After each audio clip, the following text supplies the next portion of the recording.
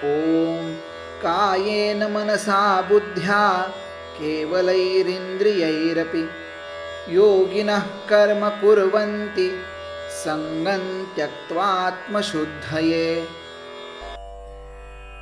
ओम श्री परमात्मने नमः।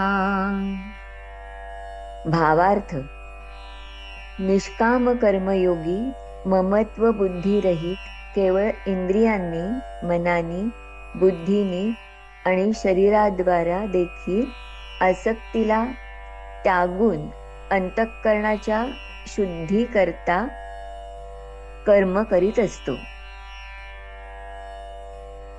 ईश्वरार्पण बुद्धीने कर्म केल्याने संगमुक्ती लाभते.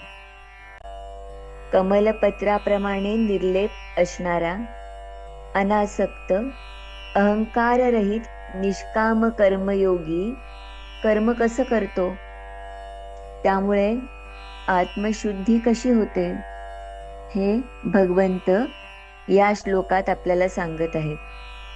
या श्लोकात योगिनः हे पद वापरलं आहे.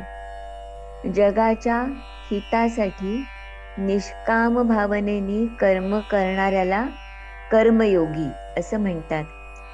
त्यांच्यासाठी योगिनः हे पद वापरलं आहे. कर्मयोगी आपल्या शरीर, मन, बुद्धी आणि इंद्रियांच्या साहाय्याने कर्म करीत असतात.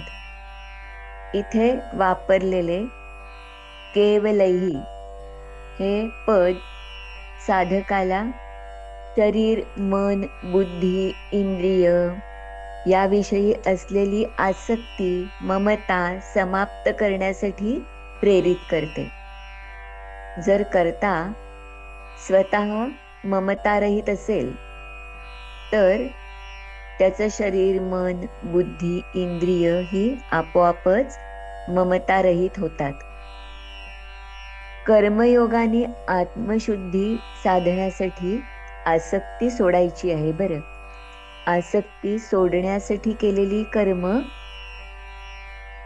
ईश्वरार्पण करायची आहेत. भागवत पुराणामध्ये अशाच अर्थाचा एक श्लोक येतो.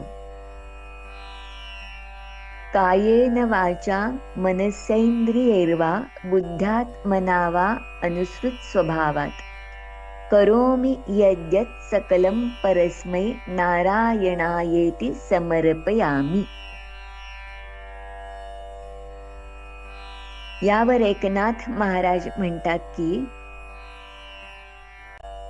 अहं ममतान्नातयत मुक्त वर्तत देहगेही मुक्तांसी देहगेही नाही आसक्ती. अहम ममता आणि आसक्ती नसणं या दोन महत्वाच्या गोष्टी आहेत. या श्लोकात कायेन म्हणजे शरीराद्वारे, मनसा म्हणजे मनाद्वारे, तर्क म्हणजे विचाराद्वारे, बुद्ध्या म्हणजे विवेकाने आणि इंद्रियैरपि म्हणजे इंद्रियाद्वारे केल्या जाणाऱ्या कर्मांचा विचार केलेला आहे.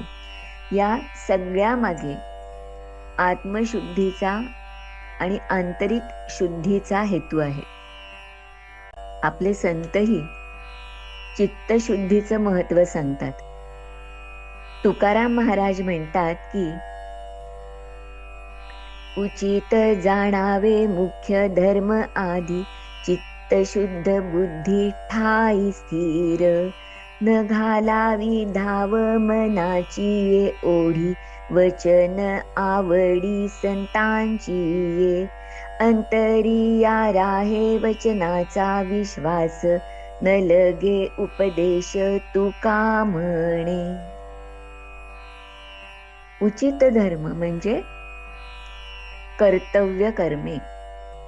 ही कर्तव्य कर्म करत असताना चित्त शुद्ध हवं आणि बुद्धी स्थिर हवी. बरं, मनाच्या मागे जाऊ नये. मन, बुद्धी, शरीर, इंद्रिय ही सतत विषयांच्या मागे धावत असतात. ही तृष्णा कमी कमी होऊन नष्ट झाली पाहिजे बरं. प्रारब्ध काही न पालटे सोसे, तृष्णेचे हे पिसे वाया वीण. तुका म्हणे घेई राहते ऐसे, धन सादर श्रवण करोनिया.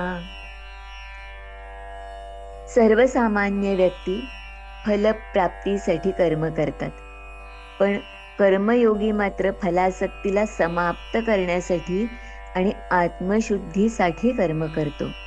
सर्व प्रकारची कर्म करताना शरीर, मन, बुद्धी, इंद्रिय यांचा संयोग असला पाहिजे बरं. त्यासाठी मनाने संकल्प करावा लागतो, बुद्धीत विवेक असावा लागतो, शरीरात कौशल्य असावं लागतं आणि इंद्रिय सक्षम असावी लागतात. तरच प्रत्येक कर्म चांगलं होईल. या कर्मांचा उपयोग जगाच्या कल्याणासाठी आणि आत्मशुद्धीसाठी करणं हे आवश्यक असतं बरं. यासाठीच कर्मयोगी कर्म करीत असतो. योगिनः संगत्यत्वा आत्मशुद्धये कर्म कुर्वन्ति. कर्मयोगी निरंतर कर्म करत असतो, त्यातून आत्मशुद्धी आणि जगत कल्याण साधलं जातं. सर्व कर्म करूनही त्याचा लेप त्याला लागत नाही, कारण संगम त्यक्त्वा. कर्मयोगी हा शरीराने, मनाने, बुद्धीने कर्म करतो, पण त्यात आसक्त नसतो बरं. स्वामी विवेकानंदांनी आपल्या आयुष्याच्या शेवटच्या दिवसापर्यंत कर्मयोग आचरला. शेवटच्या दिवशी दुपारी शिष्यांना 3 तास पाणिनीची अष्टाध्यायी शिकवली. एकदा ठाकुरांनी म्हणजेच रामकृष्ण परमहंसांनी शिवज्ञानाने जीवसेवा, शिवबोधाने जीवसेवा, शिवभावे जीवसेवा असं सांगितलं होतं.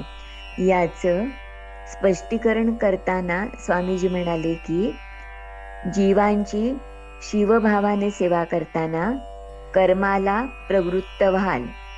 शिवभाव म्हणजे तुमच्यातील ज्ञान आणि शिवबोधाने जीवसेवा म्हणजे भक्ती. असा ज्ञान, कर्म आणि भक्तीचा समन्वय स्वामीजींनी कायम प्रत्यक्ष आचरणात आणला की नाही. म्हणूनच आत्मनो मोक्षार्थ जगत हितायच हे रामकृष्ण मठाचं बोधवाक्य आहे बरं. श्रीकृष्णार्पणमस्तु. शुभं भवतु.